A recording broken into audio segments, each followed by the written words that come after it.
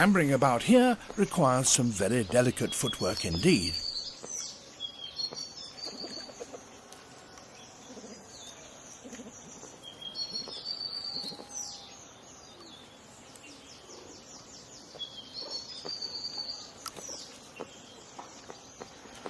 Mother's tail clearly makes a better handhold for a youngster, but even at this age, a young Sifaka is able to negotiate the spines.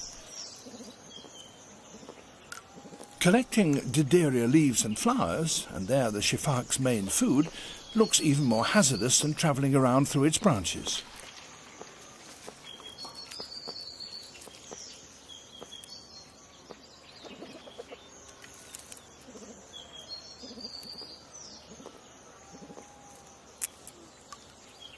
But when Sifakas decide to move, they can travel very fast indeed.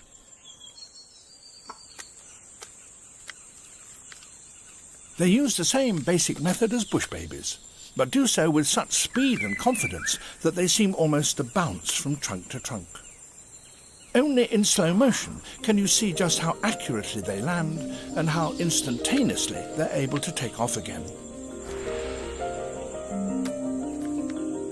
But given the chance, they assess their jumps with care.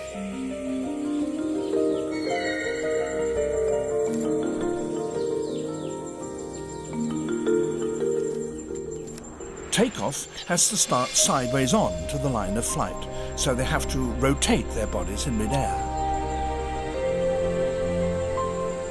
Then those hind legs, having kicked off, have to be swung forward to act as shock absorbers as they make contact.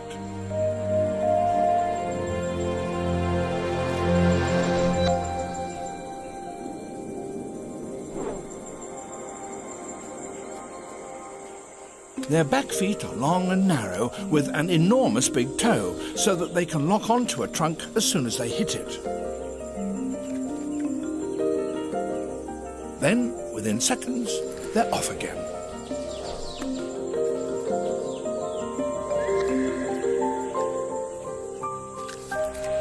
And a female can even do all this while she's carrying a baby.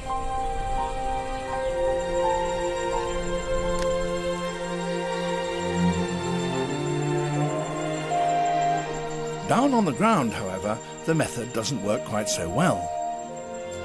Extremely long legs and very short arms make it impossible to run on all fours, so once again it has to be jumping. But with no vertical trunk to push away from, the leaps are rather shorter.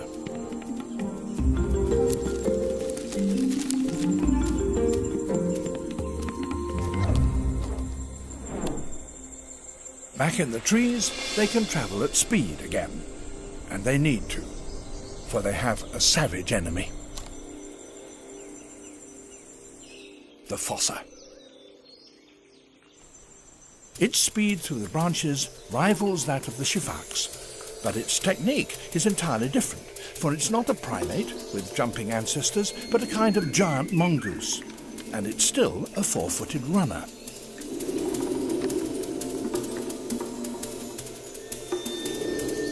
Nonetheless, they're a close match for one another.